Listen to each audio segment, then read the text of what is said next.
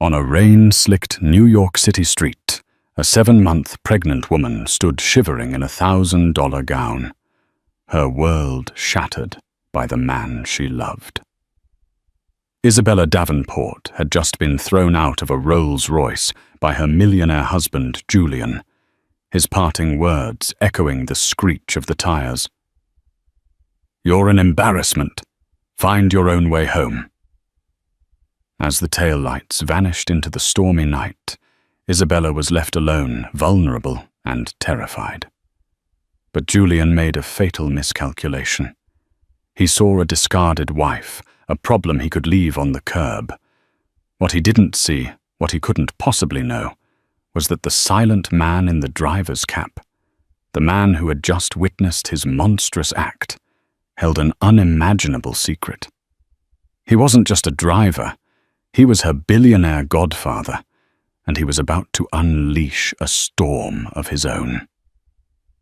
The air in the back of the 2025 Rolls-Royce Phantom was as cold as Julian Davenport's heart. It was supposed to be a sanctuary of bespoke leather and polished burr walnut, a silent cocoon whisking them through the glittering canyons of Manhattan. But for Isabella, 7 months into a difficult pregnancy, it felt like a prison cell on wheels. Outside, the lights of the city blurred into streaks of gold and neon through the rain-spattered windows.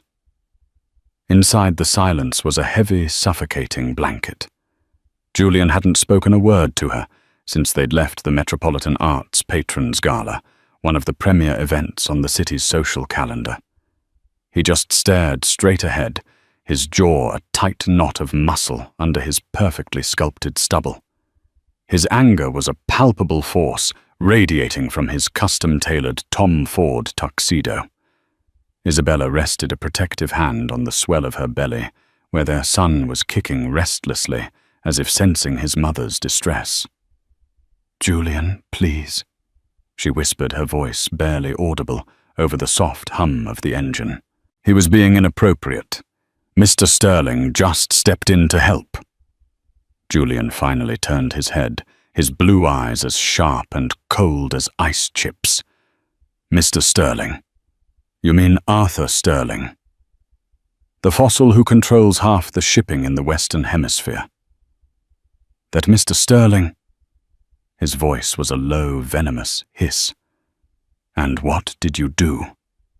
"Isabella, you, my pregnant wife, caused a scene. You allowed that lecherous old real estate developer, Marcus Thorne, to corner you, and then you let Sterling, a man I've been trying to get a meeting with for 6 months, treat me like a schoolboy who can't control his wife." Tears pricked at Isabella's eyes.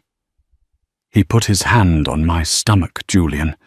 He was drunk and said something vile about the baby. Arthur Mr. Sterling was a gentleman. He simply asked him to step away." "A gentleman?" Julian scoffed, a cruel smirk twisting his lips. "He made me look weak, in front of everyone. The press, my competitors, my investors. They don't see a gentleman defending a pregnant woman.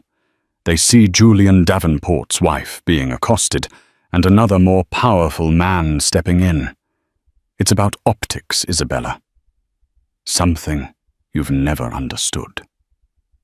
Isabella shrank back against the plush leather. This was the Julian she had come to know and fear over the past 2 years.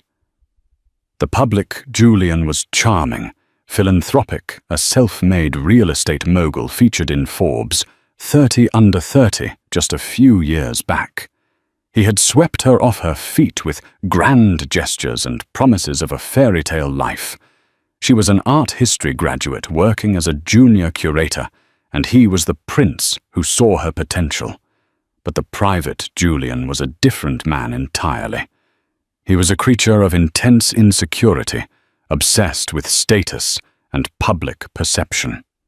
Her family, with their modest academic backgrounds, was a source of quiet shame for him. Her simple tastes were an irritation. Her pregnancy, which should have been a joy, had become another variable for him to manage. He dictated her diet, her social appearances, even the designer of her maternity gowns, all to project the perfect image of a powerful, thriving couple. "I didn't mean to cause a scene," she pleaded softly. "I was just scared." "Scared?" He laughed, a short, ugly sound. "You're married to me. You have nothing to be scared of except for embarrassing me. That's your only job right now, Bella. Look beautiful, be quiet, and don't embarrass me." And you failed. Spectacularly. She flinched at the nickname Bella, which once sounded like an endearment, and now felt like a leash. Through the partition, she could just see the back of the driver's head. Mr. Peterson. He was a new driver hired a few months ago through a high-end private security firm. An older man, always impeccably dressed with a quiet dignity and kind eyes that she'd noticed in the rearview mirror. He was so unobtrusive he was practically invisible. But tonight, Isabella felt a hot flush of shame, knowing he could hear every venomous word Julian spat at her. "I'm sorry." She whispered the words, tasting like ash in her mouth.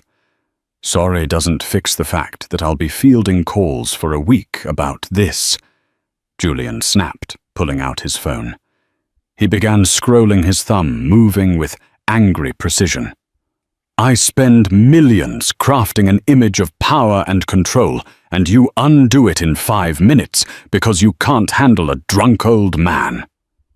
Isabella turned to look out the window, a single tear tracing a path down her cheek. The rain was coming down harder now, lashing against the glass. They were crossing the Queensborough Bridge, the city lights a distant, indifferent galaxy. She felt as isolated as if she were floating in space. The man beside her was a stranger, the gilded cage he had built for her, now revealing its sharp, cruel bars. And in her womb, her son kicked again, a tiny, insistent reminder of who she needed to be strong for. She didn't know how much more she could take. The drive back to their sterile, multi-million-dollar penthouse on the Upper East Side was excruciating. Julian continued to mutter under his breath, scrolling through social media, reading out tweets and mentions of the incident with a kind of masochistic fury. Julian Davenport's pregnant wife in altercation at Met Gala. Altercation. It sounds like a bar fight, he seethed, throwing his $20,000 Richard Mille watch-adorned wrist down in frustration. "This is a disaster." "It will blow over, Julian," Isabella said, trying to soothe him, though she felt anything but calm. A deep, cold dread was beginning to pool in her stomach.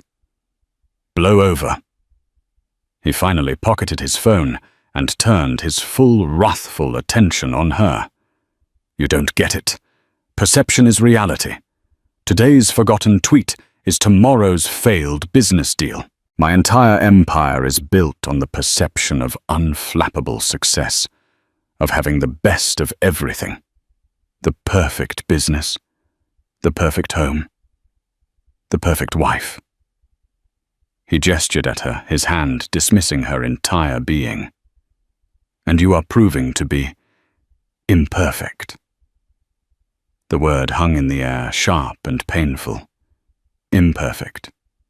Her, the woman carrying his child, the woman who had given up her career, her friends, her entire life, to fit into his. "I'm a person, Julian, not an accessory for your portfolio," she said, a spark of defiance flaring through her fear. His eyes narrowed dangerously. "You're what I made you. When I met you, you were cataloguing dusty paintings in a museum basement. I put you in Chanel. I put you in this car. I put this baby in you. Don't you ever forget that you exist in this world, because I allow it." The cruelty of the statement stole her breath. It was the most honest thing he had ever said to her. In that moment, the facade of their marriage didn't just crack. It disintegrated into dust. She saw him for what he was, a petty tyrant, a terrified boy playing king in a castle of glass. The car slowed, turning onto a dark residential street a few blocks from their apartment building. The rain was relentless now, a torrential downpour that made the world outside a liquid nightmare. "I want to go home," Isabella said, her voice trembling. "No," Julian said, his voice flat and devoid of any emotion. "You've been a liability tonight. I can't have you in my home, tainting it with your failure." Isabella stared at him, uncomprehending. "What are you talking about?" He leaned forward and tapped on the glass partition. "Peterson, pull over." The driver, Mr. Peterson, smoothly guided the Rolls-Royce to the curb, the engine purring almost silently. "Julian, what are you doing?" Isabella asked, panic finally seizing her. "This isn't our building." He turned to her, his face a mask of utter contempt. "I said you failed. And in my world, failure has consequences. You wanted to be independent. You wanted to stand up to Marcus Thorne on your own. Fine. Be independent." He reached across her and pushed the button unlocking the doors. A cold, wet gust of wind swirled into the car. "Get out." For a moment, Isabella couldn't process the words. It had to be a joke. A cruel, twisted test. "Julian, stop it. I'm 7 months pregnant. It's pouring." "Get out of my car." He enunciated each word with chilling precision. "You're an embarrassment. Find your own way home. Maybe you can call your new friend Arthur Sterling for a ride." He unbuckled his seatbelt, leaned over, and physically pushed open her door. The rain immediately began soaking the hem of her silk gown. The sounds of the city, a distant siren. The hiss of tires on wet asphalt rushed in. "Julian, no, please!" she cried, grabbing his arm. He ripped his arm away, as if her touch had burned him. "Don't touch me!" His face was contorted with a rage that terrified her. He shoved her not hard, but with enough force to make her lose her balance in the small space. "Out!" Sobbing, Isabella scrambled out of the car, her delicate heels sinking slightly into the soft asphalt of the street. The cold rain was an immediate shock, plastering her hair to her face and soaking through the thin fabric of her gown in seconds. She stood there trembling, one hand on her belly, as Julian leaned across the seat and pulled the door shut with a solid final thud. She watched in disbelief as the car didn't move. She could see Julian's silhouette through the tinted window, gesturing angrily. Then the driver's side door opened. Mr. Peterson, the quiet, dignified driver, stepped out into the deluge. He didn't even grab an umbrella. He walked around the front of the massive car, his face grim, and opened the rear door on Julian's side. Isabella could hear Julian's muffled shouting. "What the hell are you doing? I give the orders. Get back in the car and drive." Mr. Peterson said something. Isabella couldn't hear his voice, low but firm. Then, to her utter astonishment, Julian, the powerful, untouchable Julian Davenport, got out of the car. He sputtered, pointing a finger at the driver, but Mr. Peterson simply stood there, an immovable object in the storm.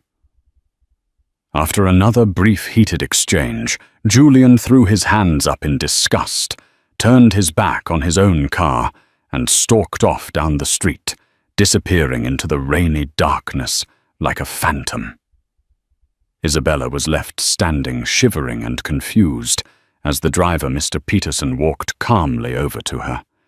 He took off his own suit jacket, and without a word draped it over her trembling shoulders. The warmth of the wool was a small comfort in the biting cold. "Come on, my dear," he said, his voice surprisingly gentle, yet filled with an authority that dwarfed Julian's blustering rage. "Let's get you out of the rain." He gently guided her not to the back seat, but to the front passenger door, opening it for her. As she slid onto the warm leather, her mind reeled. Why had the driver kicked her husband out of his own car? Who was this man? He got back into the driver's seat, the engine still purring. He turned up the heat, and warm air began to flow through the vents, chasing away some of the chill. He looked at her, his kind eyes filled with a deep, sorrowful anger that seemed to be directed not at her, but at the world for what had just happened. "Where are we going?" she asked, her voice a broken whisper. He placed a comforting hand on the dashboard. "We're going somewhere safe. Somewhere he can never touch you again." He paused, his gaze meeting hers, and in that look, years of unspoken history seemed to pass between them. "It's all right, Isabella. You're with me now. You're with Arthur." The name hung in the air, suspended between the soft tick of the dashboard clock and the rhythmic swish of the windshield wipers. Arthur, the name of the powerful billionaire at the gala. The name Julian had spat out like a curse. It couldn't be. Isabella stared at the man beside her. Mr. Peterson. No, Arthur was older, perhaps in his late 60s. He had a full head of silver hair, neatly combed, and a face that seemed etched with quiet wisdom and formidable resolve. His driver's uniform, now damp from the rain, looked strangely out of place on him. She had seen him dozens of times, exchanged pleasantries, offered him coffee. He had been a silent fixture in her life, as unassuming as the polished chrome on the door handles. "Arthur. Sterling." She breathed the question laced with disbelief. He gave a sad, gentle smile. "I'm afraid so. I apologize for the deception, Isabella. I never intended for you to find out this way." The Rolls-Royce moved silently through the deserted streets, not towards her penthouse, but downtown, towards the old, established neighborhoods of Gramercy Park. The confusion in Isabella's mind was a swirling vortex of fear, relief, and 1,000 unanswered questions. "But you're a driver," she stammered, clutching his jacket tighter around her. "You work for a security firm." "I own the security firm," he corrected her gently. "Among other things, when you married Davenport, I had my concerns. He has a certain reputation in the financial world. Not a good one. I wanted to keep an eye on you to make sure you were safe without interfering. I wanted to give your marriage a chance to be real." He sighed, a sound heavy with regret. "I arranged to be placed as your personal driver. It was the easiest way to be close by if you ever needed me." Isabella's mind flashed back. The moments of small kindness.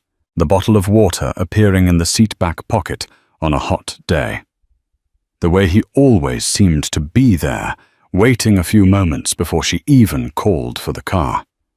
The time she'd felt faint while shopping, and he had calmly escorted her to a chair and returned with orange juice, speaking soothingly to her until she felt better. She had thought he was just an exceptionally good employee. "But why?" she asked, tears welling in her eyes again. But this time they were tears of confusion, not despair. "Why would you do all that? For me?"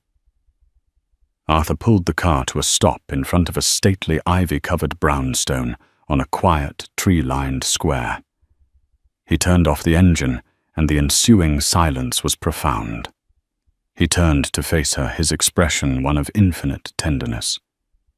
"Your father, Marco Rossi." He began, his voice thick with emotion. "He wasn't just my first business partner, Isabella. He was my best friend. More than a friend. He was the brother I never had." Isabella's heart stopped. Her father. He had died in a tragic car accident when she was 12. He was a brilliant, passionate art historian and appraiser who had, according to her mother, made one very smart investment early in his life that had kept their family comfortable but not wealthy. My father. He knew you. Knew me. Arthur let out a soft chuckle. We started our first company together in a garage in Queens. It was a logistics company moving fine art for museums and private collectors. Marco had the expertise, the contacts in the art world. I had a head for business and a bit of family money to get us started. That little company became Sterling Rossi Global Logistics. Today it's just called Sterling Global. The pieces began to click into place, forming a picture so vast and unbelievable it made Isabella dizzy. Sterling Global was a behemoth, a multi-billion-dollar corporation with interests in shipping, aviation, security, and technology. And her father, her quiet academic father, had been a co-founder. When your father passed away, Arthur continued, his eyes glistening. It was the worst day of my life. I was at his side at the hospital. His last words to me. He made me promise.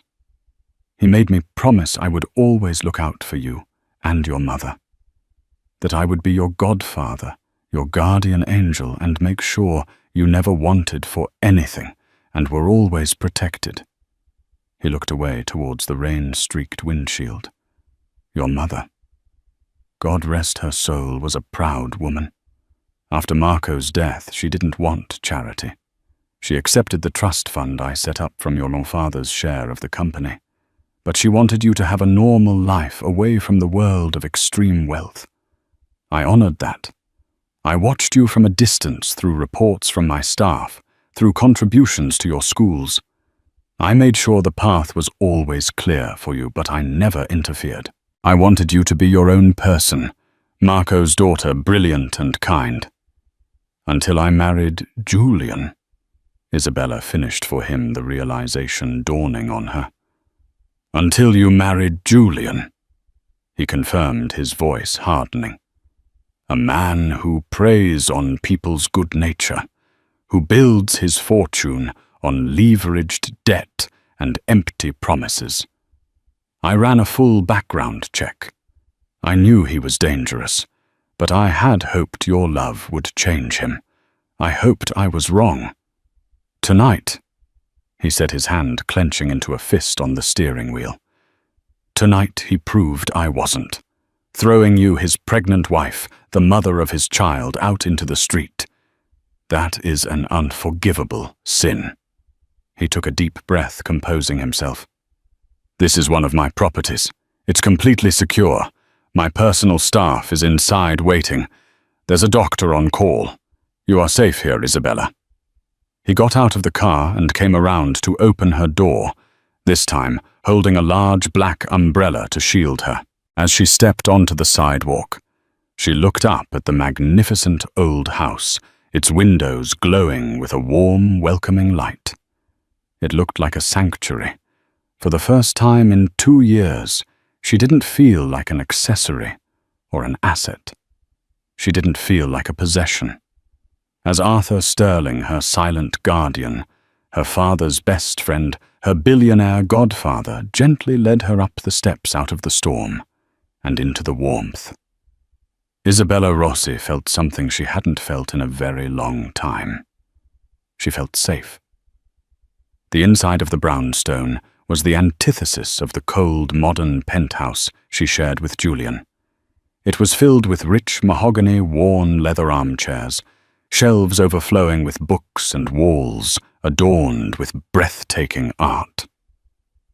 Not the trendy investment-grade contemporary art Julian favored, but masterpieces, a small, intimate Degas sculpture of a dancer, a vibrant Monet landscape, a charcoal sketch by Sargent that was so alive it seemed to breathe. It was a home, not a showroom.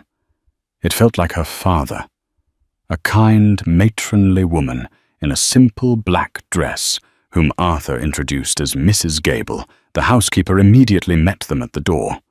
She took Isabella's wet jacket and wrapped her in a warm cashmere blanket, clucking with concern as she guided her to a plush sofa in front of a roaring fireplace. "I've taken the liberty of calling Dr. Evans," Arthur said, his tone all business now. "She's one of the best obstetricians in the city. She'll be here in 20 minutes just to make sure you and the baby are all right after the chill." Isabella could only nod, overwhelmed. A hot cup of chamomile tea was placed in her trembling hands.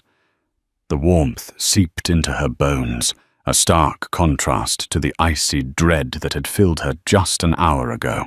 Once Dr. Evans had come and gone, confirming that both mother and baby were perfectly healthy, despite the scare Isabella and Arthur sat opposite each other in the quiet, book-lined library.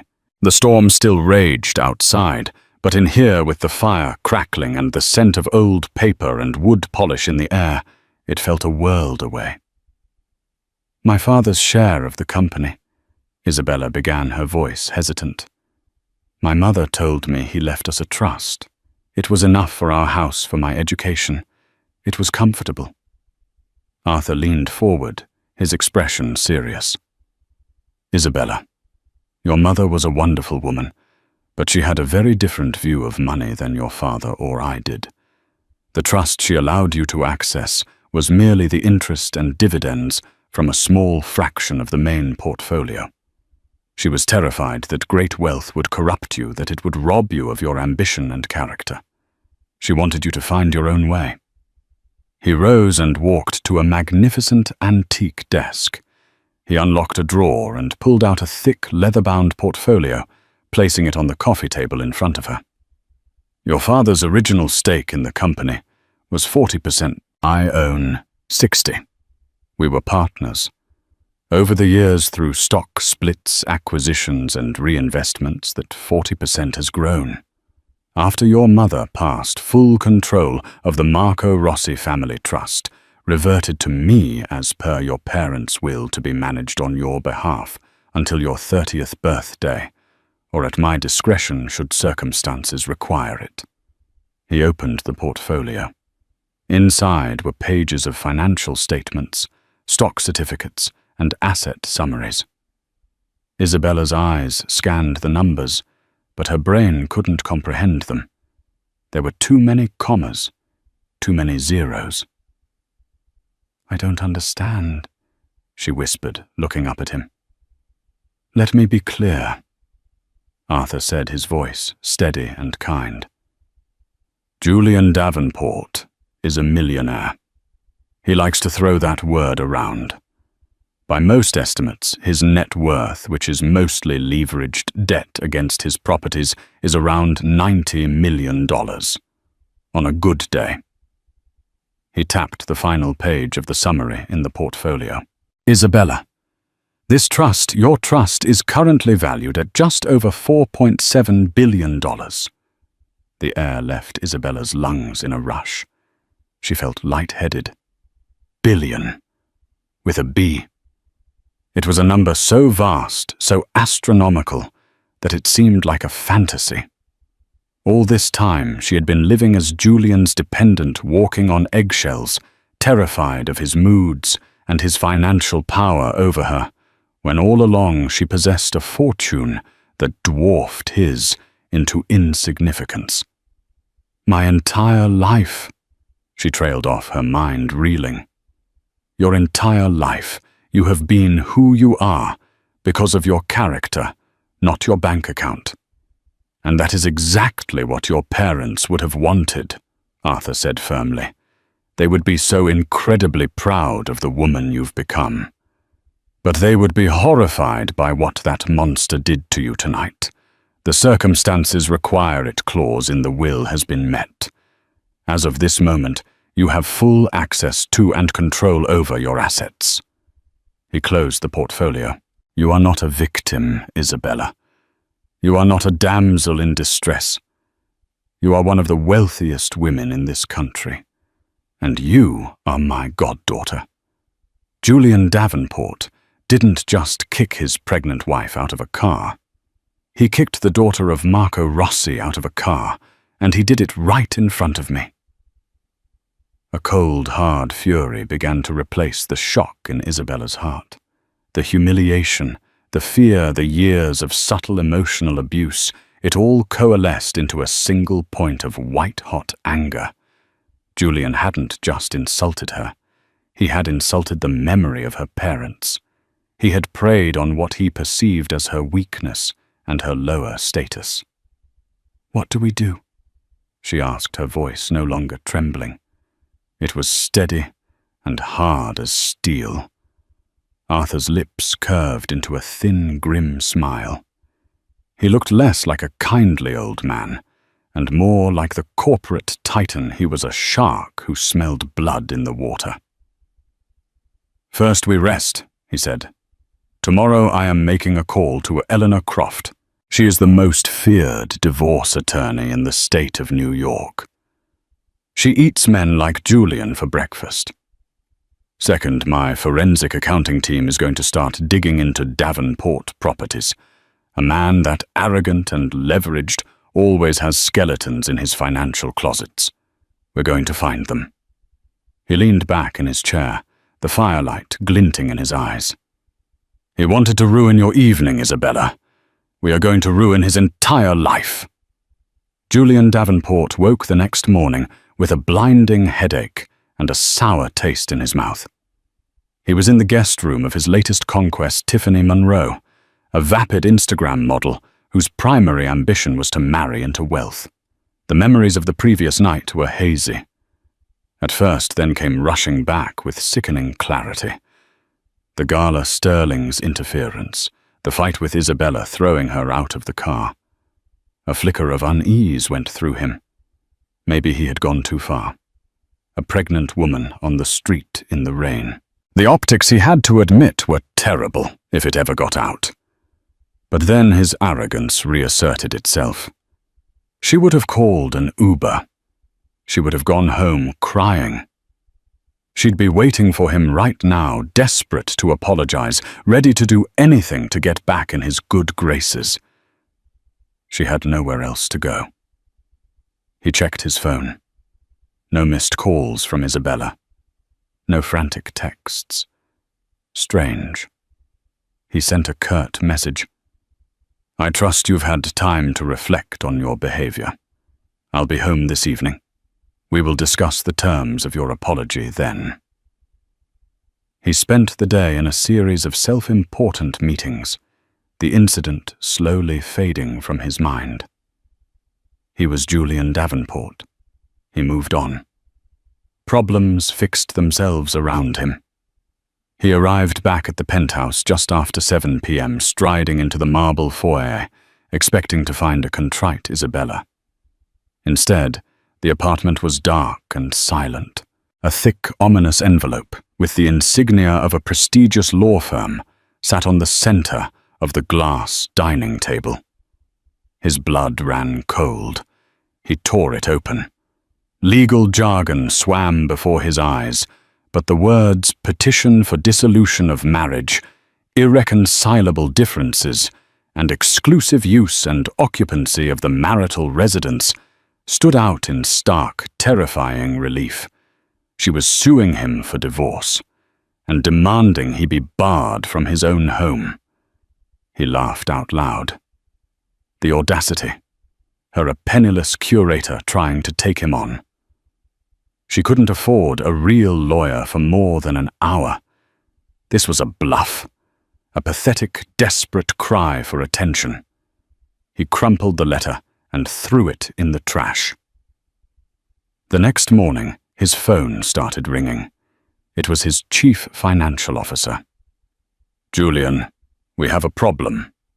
The CFO, a nervous man named David, said without preamble. "First National just called in our note on the Hudson Yards project. They're demanding full payment within 30 days. "What?" "They can't do that. We have a rock-solid payment schedule," Julian barked. "They're citing a material change in risk clause. It's boilerplate, no one ever uses it." "Julian, who did you piss off?" The call came from the very top. The bank's chairman himself. Before Julian could answer, another call came through. It was his primary investment broker. Julian sell orders are flooding the market for Davenport Properties stock. It's down 15% in pre-market trading. Someone is shorting us into oblivion. It's a coordinated professional attack.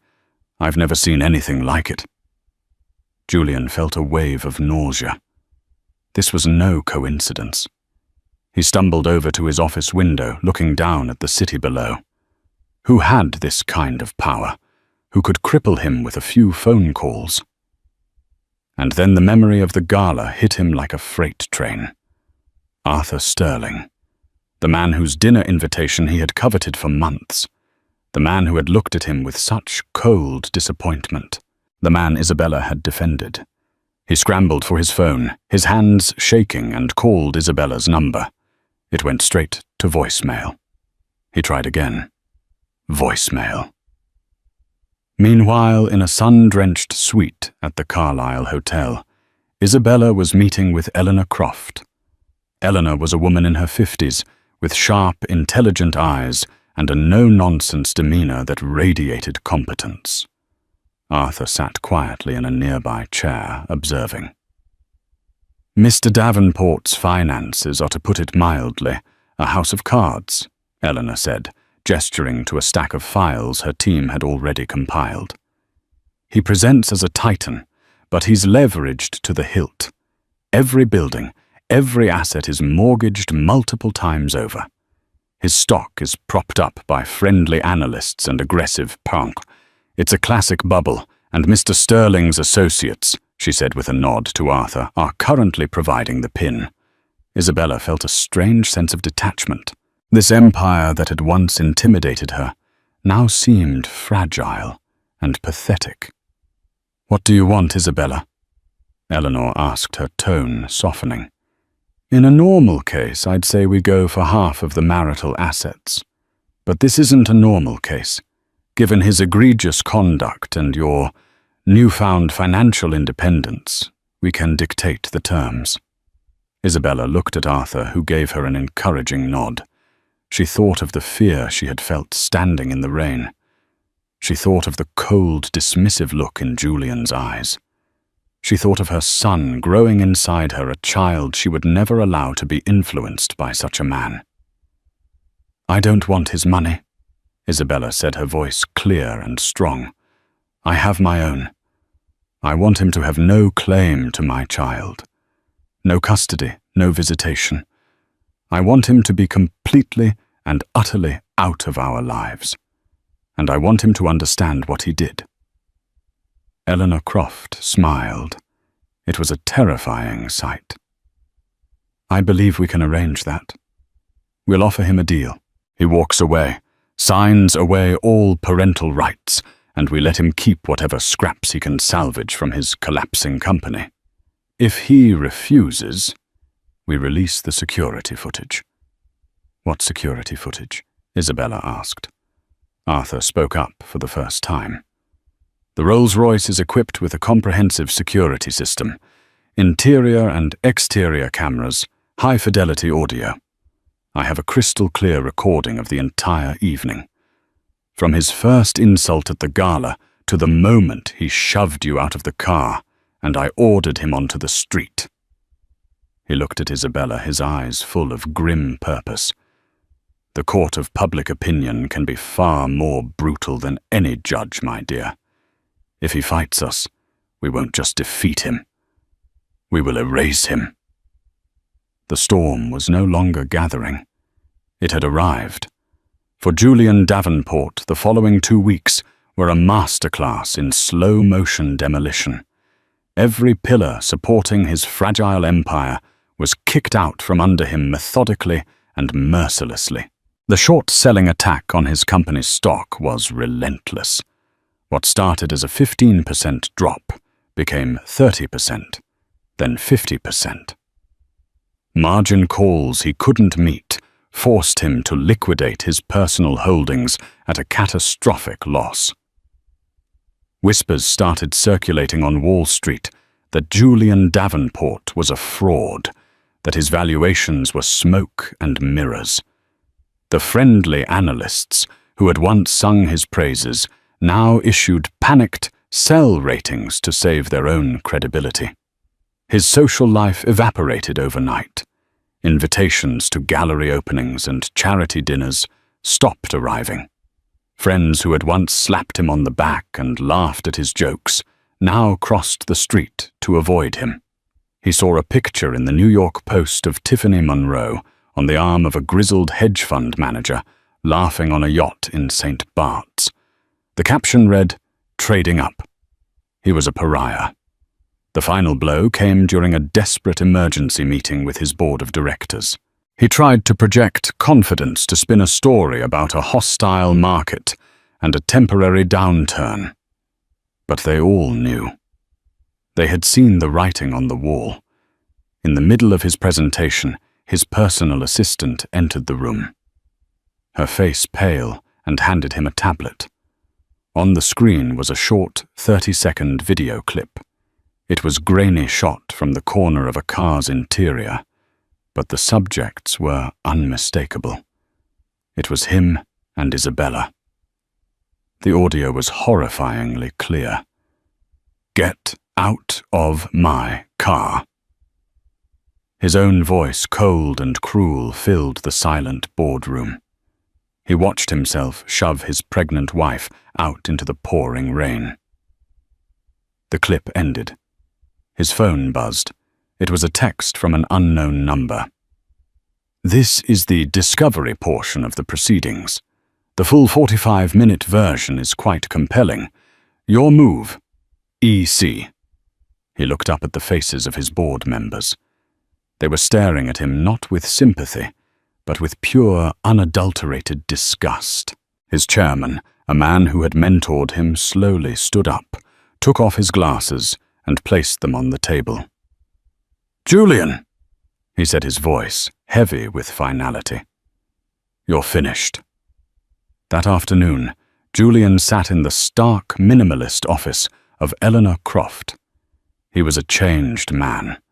The arrogance was gone, replaced by a hollow-eyed desperation. His bespoke suit seemed to hang off his frame. Eleanor slid a single document across the polished table.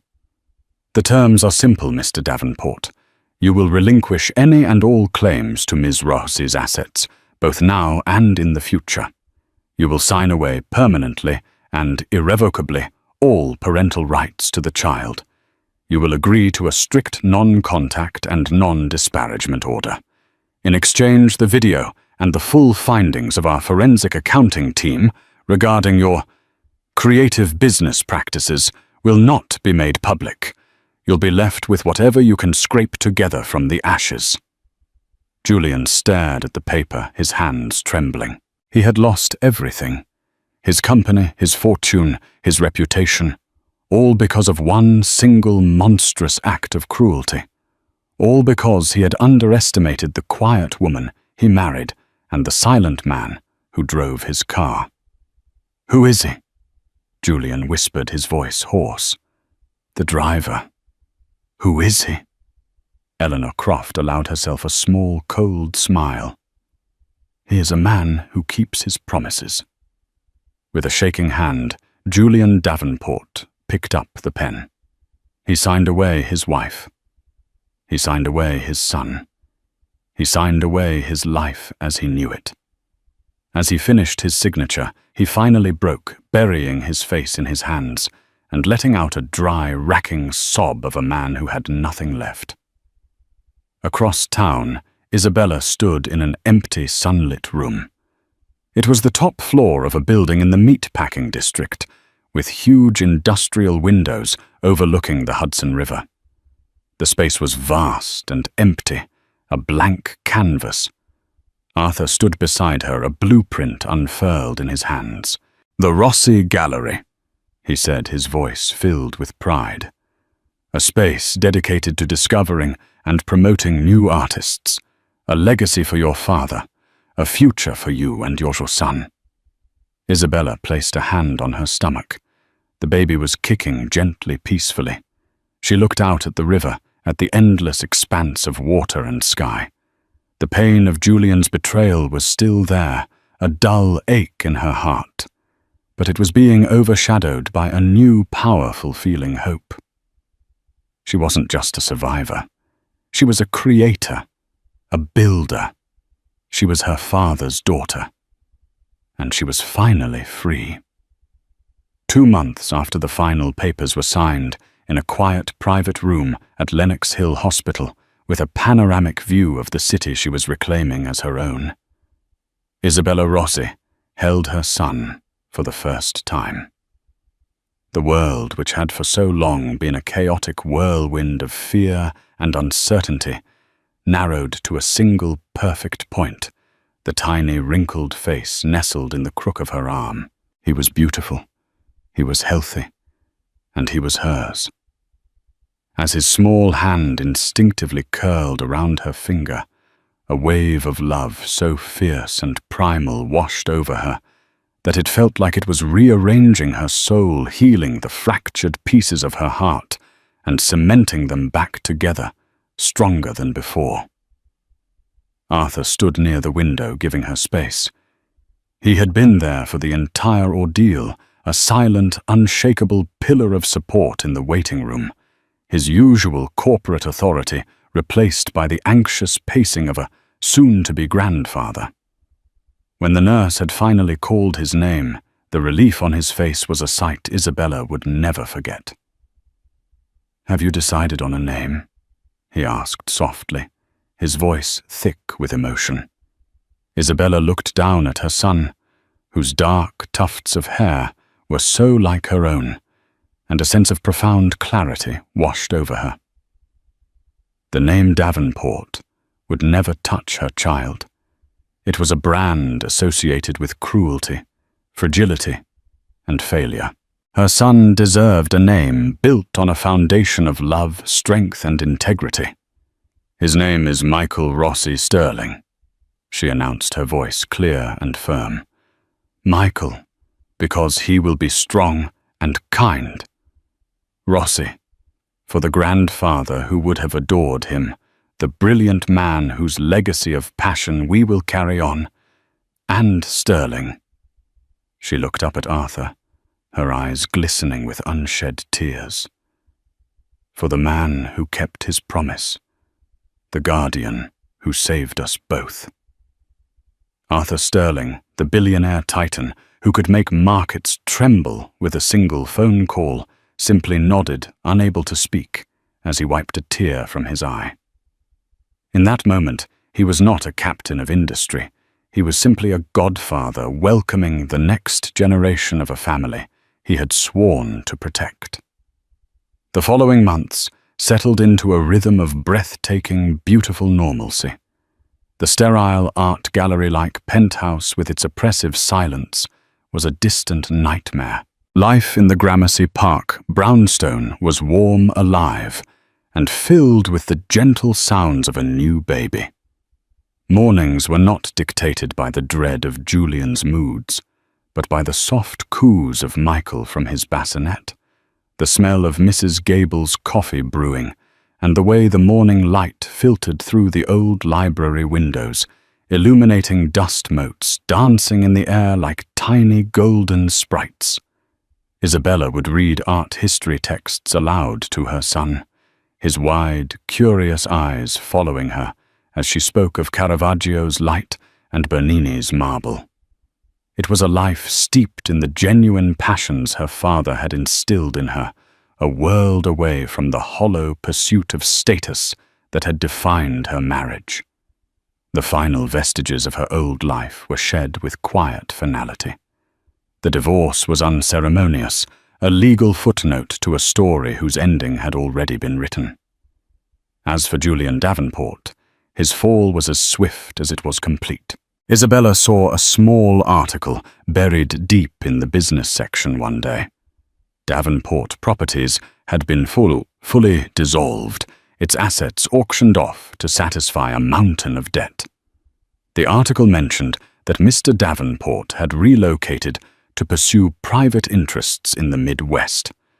Isabella felt not a flicker of triumph, only a profound sense of pity for a man so hollow that once his wealth and image were stripped away, there was simply nothing left. He had become a ghost, an anecdote completely irrelevant to the vibrant, thriving world she was now building. That world had its grand opening on a crisp autumn evening. The Rossi Gallery was a triumph. Located in a beautifully renovated warehouse in the meatpacking district, it was all exposed, brick-polished concrete floors and soaring ceilings, the perfect canvas for the bold, electrifying art she had curated. The opening night was not the cold, social climbing affair Julian would have orchestrated. It was a celebration. The air buzzed with genuine excitement, filled not with billionaires competing for attention, but with a diverse crowd of passionate people, seasoned collectors, wide-eyed art students from NYU, critics from major publications, and the young, nervous artists themselves, who Isabella greeted with hugs and words of encouragement. Isabella moved through the space with an effortless grace and confidence that turned heads. Dressed in a simple, elegant emerald green dress, she was no longer an accessory on a powerful man's arm. She was the central force in the room. She spoke with authority about a young painter's innovative use of impasto, debated the influences of German expressionism with a veteran critic, and gently guided a new collector toward a sculpture that spoke to them. This was her element. She wasn't just selling art. She was sharing its story, connecting artists with audiences, and building a community. In a quieter corner of the gallery, Arthur stood with Michael sleeping soundly in a baby carrier, strapped to his chest. He was the picture of contentment, fielding compliments intended for Isabella, and redirecting them with a proud, grandfatherly smile. "It's all Isabella," he would say. "She has her father's eye. Absolutely brilliant." Later, after the last guest had departed and the staff had gone home, Isabella stood with Arthur in the immense, silent gallery. The artworks on the walls seemed to hum with latent energy in the quiet. Baby Michael was now asleep in his stroller. "Your father," Arthur began, his voice echoing slightly in the vast space. "He would have stood right there." He pointed to a large, abstract canvas exploding with color, and he would have talked for an hour about the artist's courage. He never believed art was for decorating walls. He believed it was for starting conversations, for challenging the soul. Isabella walked over to the painting and gently touched the edge of the frame. "He used to tell me that every painting is a window into another person's world. Tonight I feel like I opened 100 windows." She turned back to Arthur, her heart overflowing with a gratitude so immense it was difficult to put into words. "None of this would be possible without you. You gave me back my life, Arthur." He shook his head, a warm smile on his face. "No, Isabella. I just opened a door. You had the courage to walk through it and build all of this yourself. I just kept a promise." He looked around the magnificent space at her name, Isabella Rossi, in elegant letters on the wall. "You've built something that will last. A legacy. The storm is over, my dear." Isabella looked at her son sleeping peacefully amidst the beauty she had created, and then at the kind, steady man who had been her guardian angel. The storm was indeed over.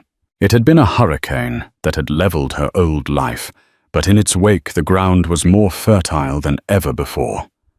And here in this new world she had built from love, passion, and resilience, she was finally planting her own garden. She was finally truly home. Isabella's story is a powerful reminder that our true worth is never defined by the people who try to diminish us.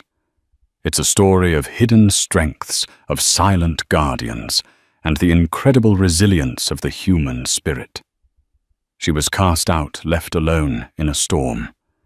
But she found that the storm was not meant to break her, but to clear a path for her true destiny. Her journey from a gilded cage of fear to a gallery filled with light and passion, proves that the most powerful assets we have are not money or status, but courage, integrity, and the love of those who truly see us. If Bella's journey from heartbreak to triumph inspired you, please let us know in the comments below. What part of her story resonated with you the most? Your engagement helps us bring more stories like this to light. Don't forget to like this video if you believe in second chances and share it with someone who might need a reminder of their own strength. And of course, subscribe to our channel and hit the notification bell so you never miss a story of justice, resilience, and incredible transformation. Thank you for listening. After being betrayed, poor wife left with her son. Years later, the millionaire regretted it forever. They say time heals all wounds, but some scars never fade, especially the ones left by betrayal. Years ago, Clara Hathaway was a woman in love, swept into a world of wealth and privilege she never imagined. But in that world, she was never truly welcome. Humiliated, abandoned, and left to fend for herself while carrying a child, she walked away, determined to build a life on her own. Now, years later, the man who once cast her aside, the millionaire who had everything but valued nothing, is about to learn a painful lesson. Because fate has a way of turning tables, and when he finally comes face to face with the woman he wronged and the son he never knew, he realizes the greatest regret of his life wasn't losing his fortune. It was losing them. But is redemption possible? Or are some betrayals too deep to forgive? Stay with me as we uncover a story of love, loss, and a reckoning that will leave you speechless. Clara Hathaway was born in a small town outside Philadelphia, a place where summer nights buzzed with the chatter of cicadas and winter mornings glittered beneath fresh snow. Her mother, Margaret, worked long hours at a local diner. Her father, Charles, was a carpenter who never quite made ends meet. Despite their modest means, Clara was raised with immeasurable warmth and attention. She learned early on that one's value lay not in wealth, but in kindness and resilience. At 16, Clara discovered her talent for painting. She could transform a plain canvas into a riot of color and emotion, capturing sunsets, laughter, and heartbreak. To her father, she confided her deepest secret dream. Someday she wanted to see her artwork displayed in New York's famed galleries. He encouraged her to pursue it, always telling her, "You've got the heart of an artist, Clara. That's more valuable than any fortune." Fast forward to her college years at the University of Pennsylvania, where she studied fine arts. Despite scholarship assistance, she had to work part-time at a catering company to meet her living expenses. It was at one of these events, a lavish charity gala in downtown Philadelphia, where fate intervened. She was on the serving staff that evening, wearing a plain black uniform with a crisp white apron. Meanwhile, Alexander Sterling, who everyone called Alex, was in attendance with his equally affluent friends. He was a young entrepreneur from a rich Boston family, heir to the Sterling Industries empire. With sleek, dark hair and a confident smile, he carried an aura of effortless aristocracy. At that time he was 28, fresh from a triumphant business venture that netted him millions overnight. Alex was bored by the typical crowds at these high society events. Then his gaze landed on Clara, who was quietly serving champagne. Something about her delicate poise, the way she seemed comfortable in her own skin, even while hustling with a tray of glasses, captured his attention. She wasn't trying to impress anyone. She was doing her job, eyes shimmering with an unspoken dream. That night, he didn't immediately speak to her, but he remembered her face. An unexpected pang of curiosity gnawed at him. Days later, as if orchestrated by destiny, they crossed paths in the university courtyard. Clara, carrying art supplies, collided with him by accident. Charcoal sketches went flying into the wind. Alex knelt to help her gather them, and that fleeting moment crystallized something. A warmth in Clara's eyes contrasted sharply with the circle of opulence he was accustomed to. A conversation sparked, kindled by genuine interest. Their connection felt natural, like two pieces of a puzzle.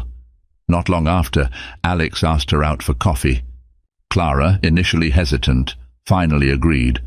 Thus began a whirlwind romance that no one could have predicted, the up-and-coming millionaire and the down-to-earth artist. Their early relationship was woven with stolen kisses between classes, late-night walks by the Squealkill River, and confessions about their dreams for the future. She taught him how to see beauty in small things, while he introduced her to a world of infinite possibility and, admittedly, infinite temptations. In the eyes of the world, they were an odd pair, but in each other's eyes they found a perfect fit. Neither could foresee the heartbreak and public humiliations that would come, not in those early days when love seemed invincible beneath the star-swept sky. A year into their relationship, Clara began to see small fissures in Alex's otherwise flawless facade. While he showered her with gifts, a silver bracelet for her birthday, tickets to exclusive art shows, romantic weekend getaways, there was a guarded intensity lurking beneath his charm. He was fiercely ambitious, constantly surrounded by wealthy friends and business associates who had grown up in the same privileged circles. Clara found herself struggling to keep her footing in that environment. She was a self-made spirit, used to living frugally and working 2 part-time jobs. The ostentatious parties, the designer clothes, and the expensive champagne often felt alien. She tried her best to adapt because she loved Alex, and at times she couldn't help but feel like she was living in a dream, her new life a stark contrast to the diner in her hometown. However, she noticed that whenever Alex introduced her to his associates, an undercurrent of skepticism floated in the air. His friend group included names like Gregory "Greg" Ridley, the heir to a real estate empire, and Sabrina Marchant, a glamorous investor known for her strategic mind and predatory flair in business deals. They would smile politely at Clara, but she sensed their silent judgment. "She's not one of us." It didn't help that Clara was fiercely independent and unwilling to let Alex pay her bills. When he insisted on buying her a brand new BMW for her 21st birthday, she politely declined. "I can't let you do that," she said softly, hoping to appease his pride. "I can't even afford the insurance." The tension spilled over during an after-party at Alex's penthouse suite in New York. Clara witnessed Alex stress out over the slightest thing, like if a waiter brought the wrong brand of sparkling water. She also overheard him on a heated phone call with an investor, using cutting words that alarmed her. She approached him afterward, concern etched on her face. "Are you okay?"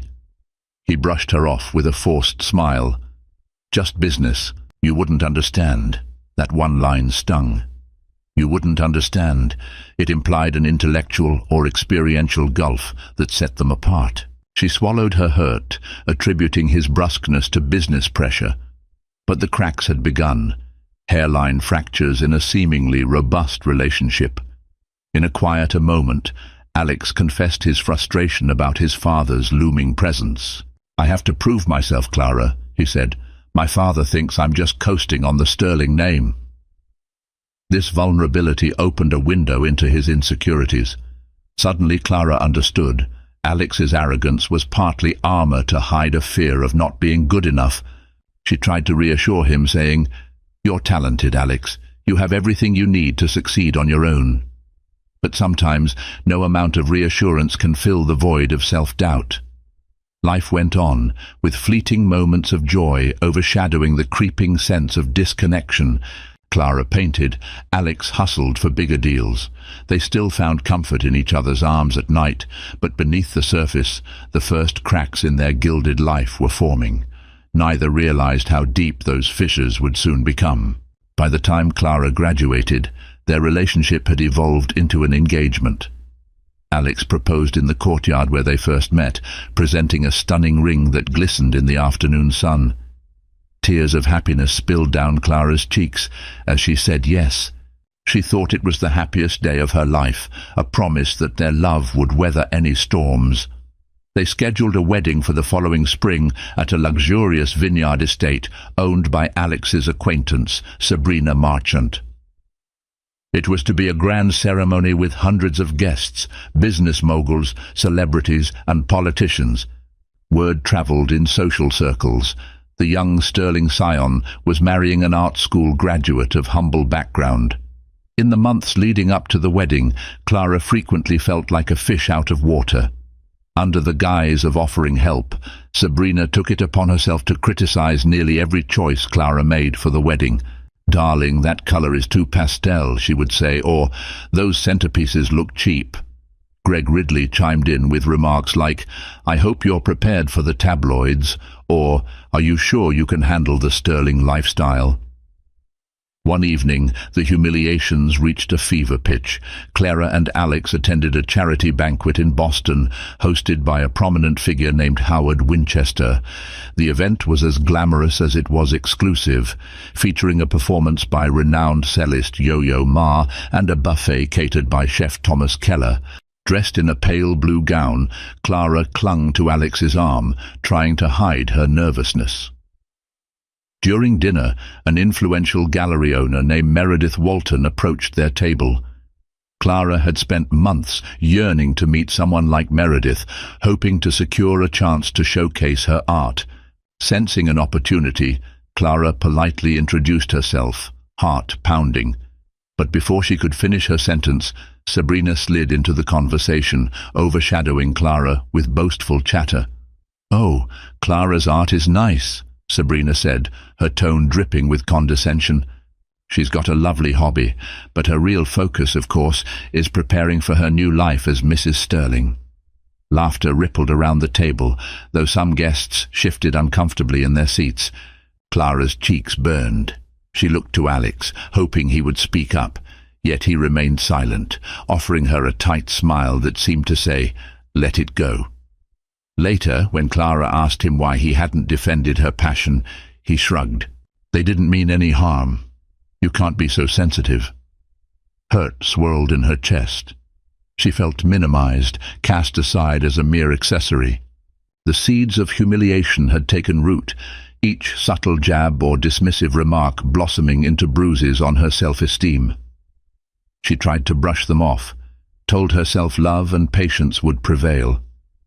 But a small, insistent voice in her mind asked, "What if this is my life from now on?" She pushed that question aside, burying it beneath wedding plans and the dream of a happy future. Yet deep down, Clara began to realize that the wealth and influence surrounding Alex were not just gilded frames. They could also be chains, locking her into a world she never asked to enter.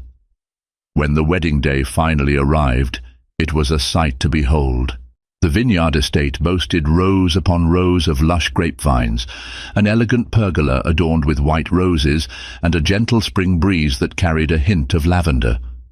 Clara wore a gown embroidered with delicate lace, her hair styled in a soft chignon. Alex, in a tailored black tuxedo, looked every bit the dashing groom. From the outside, everything was perfect. Their vows, exchanged under a bright sky, brought tears to many eyes. Clara felt a wave of love and hope, as if the humiliations and judgments of the past months had dissolved under the promise of a new beginning. Alex squeezed her hands and whispered, "I love you." In that moment, she believed him wholeheartedly, but the reception that followed signaled the turning point. The exuberant celebrations included a cocktail hour, a three-course dinner, and a band playing jazz standards. Among the well-wishers were many from the highest rungs of society, yet overshadowing the joy was a sense of competition and scrutiny. Every table buzzed with rumors about business deals, about who wore what designer label, about who was next in line for a board position. Clara felt more like a hostess to the wealthy crowd than a bride meant to be celebrated. Late into the evening, Alex's father, Lawrence Sterling, made a speech. He was a towering figure in a midnight blue suit, his hair silvered with age. Clearing his throat, he raised a glass. "A toast to my son and his lovely bride," he began, maintaining the veneer of paternal warmth. He extolled Alex's business achievements, commending the young man's instincts and cunning. Then he added, almost as an afterthought, "And of course, we welcome Clara into our family. May she be an excellent companion to Alexander and, someday, a wonderful mother to his children." The wording was subtle, but Clara felt a slap of reality. She wondered, is that all I'm meant to be? A companion and a mother? Not a passionate artist with dreams of my own? From that night onward, Alex changed in small but significant ways. He grew more distant, immersing himself in expanding his empire. Their honeymoon was postponed due to pressing business matters. When Clara asked if they could still go for a shorter trip, he refused, saying, "We can't take half measures. I'll make it up to you." At first, Clara tried to be understanding. She painted in her new studio, a wedding gift from Alex, grateful for the chance to create. But the sense of disconnection nagged at her. Their intimate moments were overshadowed by his phone calls, dinners were rushed affairs, and he often returned home so late that she was already asleep. Then came the day she discovered she was pregnant. Clara felt joy surge within her. A new life was growing in her womb. She imagined a child who might inherit her artistic flair or Alex's quick mind.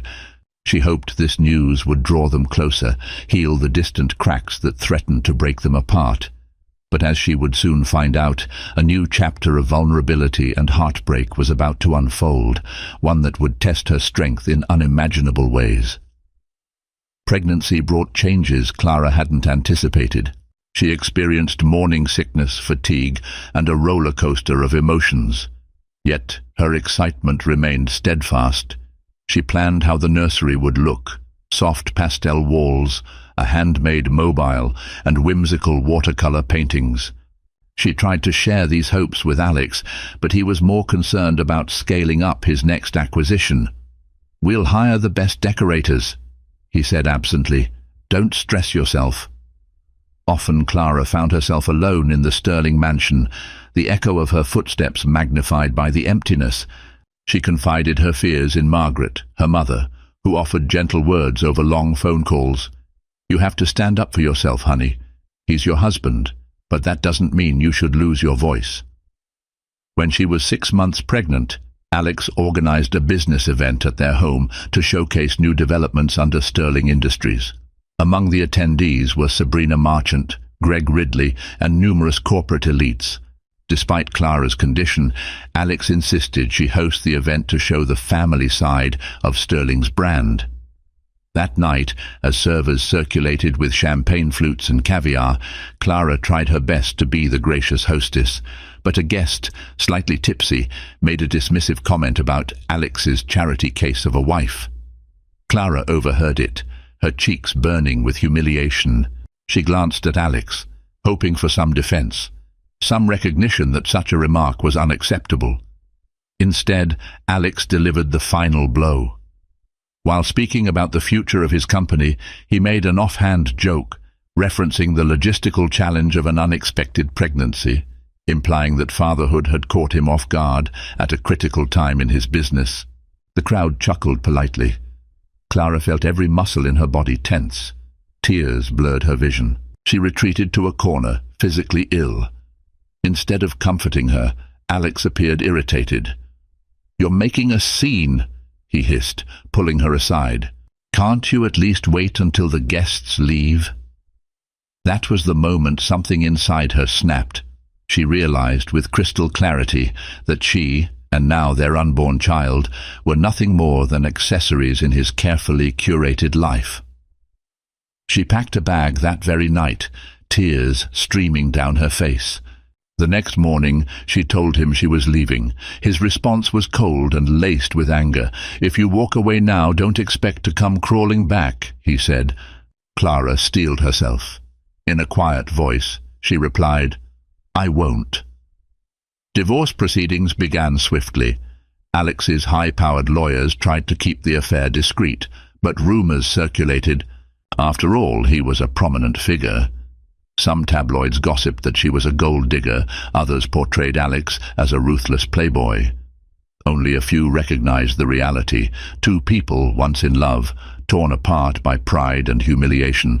By the time the papers were signed, Clara had moved out to a modest apartment in Philadelphia. determined to rebuild her life. She ignored the hush money the lawyers offered. All she asked was to raise her unborn child in peace. She had no illusions about the difficulty ahead, but she also felt a surge of liberation. For the first time in months, the humiliations had lost their power over her.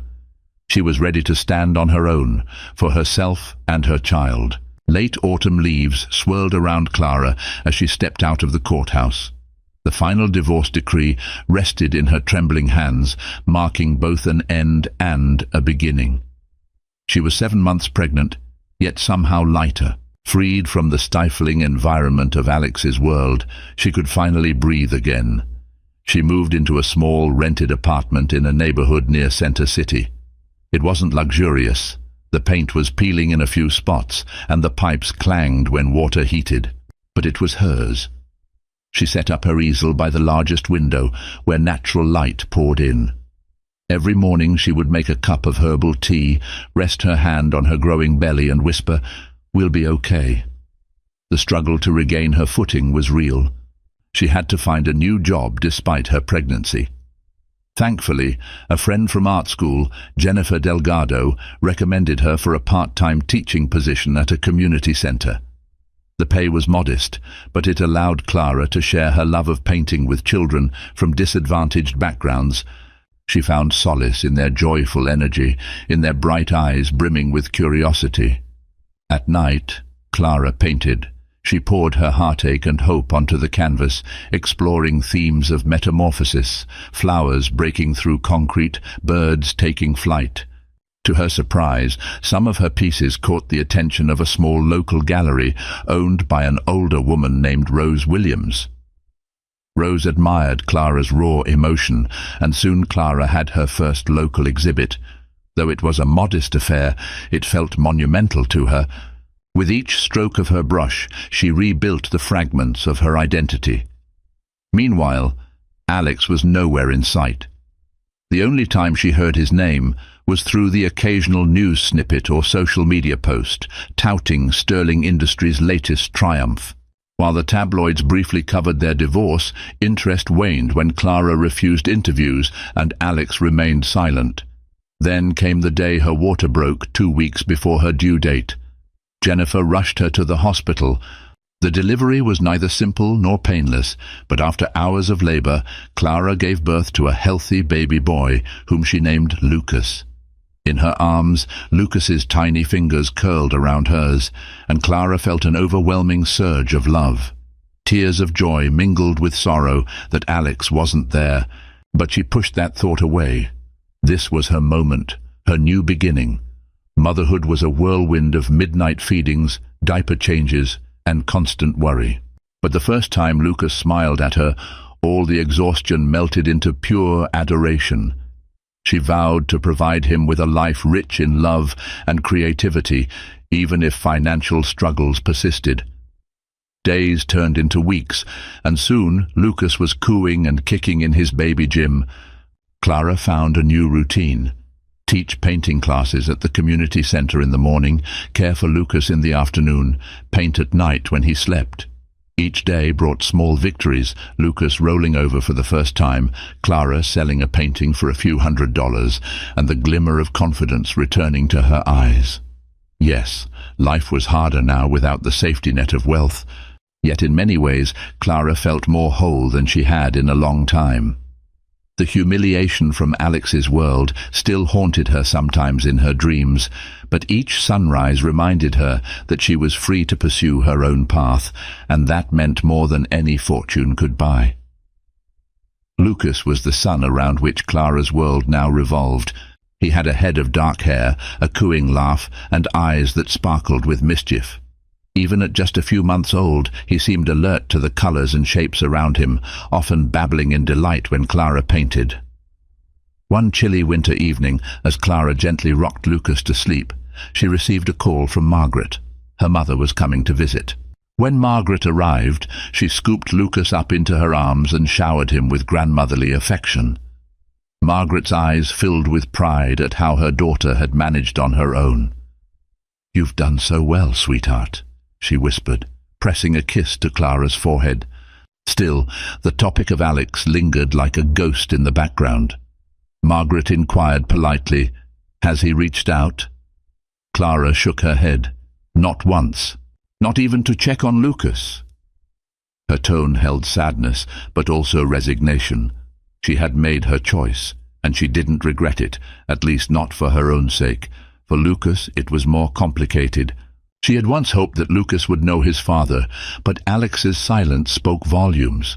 In truth, Alex wasn't completely ignorant of Lucas's birth. He had been notified by his lawyers, who advised him on custody and support. Initially, Alex seemed content to settle everything through his legal team. Clara refused any large sums or monthly stipends. She worried that it might entangle her again in Alex's life on his terms. However, she didn't block him from acknowledging his child. She left that door open, hoping against hope that the father in him would care enough to walk through it. Time passed, and Lucas began to crawl. Clara took countless photographs of him, capturing every tiny milestone. She hung them on the walls, filling the apartment with memories instead of regrets. Occasionally, she posted a photo on social media, but only for a small circle of friends. She never tagged Alex, never sought his attention. Yet part of her still wondered, does he think about us? Behind the scenes, Alex was indeed thinking, though not in the ways Clara might have expected. He was consumed with regret, battling an internal war between pride and longing. He read every update his lawyer sent him about Lucas's progress. A part of him wanted to pick up the phone, to see his son for the first time. But another part, hardened by arrogance, believed that if Clara had really cared, she would have told him directly and invited him in. He rationalized his inaction with the thought that she chose to leave, so it was on her to bridge the gap. And so, father and son remained separated by ego and past hurts. Clara, meanwhile, focused on survival and small joys. She found time to paint whimsical scenes of mother and child, eventually selling them in the local gallery. She poured every ounce of love into Lucas, determined to give him the childhood she wished she'd had, one filled with security, affection, and an appreciation for life's simple wonders. No matter how tired she felt, or how her bank account dwindled some months, Clara never wished to return to the Sterling mansion. She had escaped a life that suffocated her soul. In her cozy apartment, rocking Lucas to sleep, she realized she had discovered something priceless, a sense of self-worth that no amount of wealth could ever replace. When Lucas turned 1, Clara threw a small birthday party in her apartment, inviting a handful of close friends from the community center and her mother. The atmosphere was filled with laughter, balloons, and the scent of a homemade vanilla cake. Lucas squealed in delight as he smeared frosting across his cheeks, his bright eyes dancing under the soft glow of fairy lights strung up around the living room. The party also marked a turning point for Clara's career. Rose Williams, the gallery owner who had taken an interest in her art, approached her with an exciting proposition, a solo exhibit showcasing Clara's motherhood-inspired series. Clara could hardly believe it. This opportunity was a beacon of hope, proof that she could stand on her own 2 feet, artistically and financially. In the weeks leading up to the exhibit, Clara poured her energy into creating her most personal paintings. Themes of rebirth, redemption, and maternal love dominated the canvases.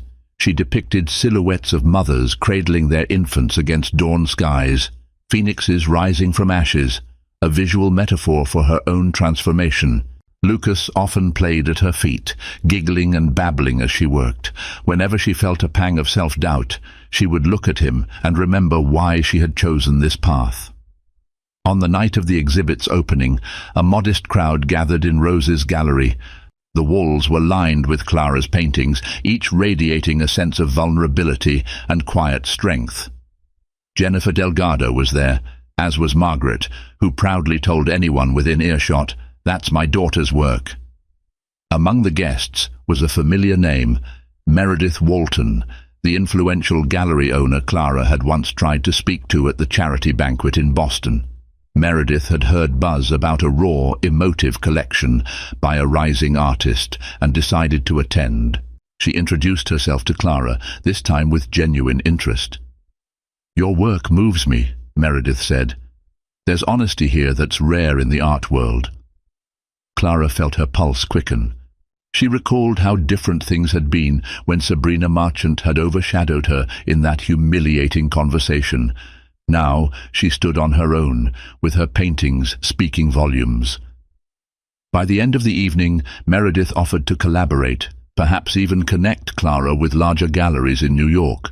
Clara agreed to stay in touch, feeling gratitude and excitement bloom within her.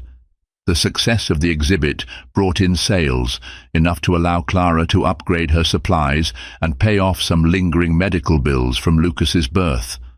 More importantly, it validated her decision to leave Alex and reclaim her life. Still, she couldn't escape a quiet sadness. She watched as other parents, particularly couples, strolled the gallery with their children. Lucas was happy, but he was missing something. A father figure.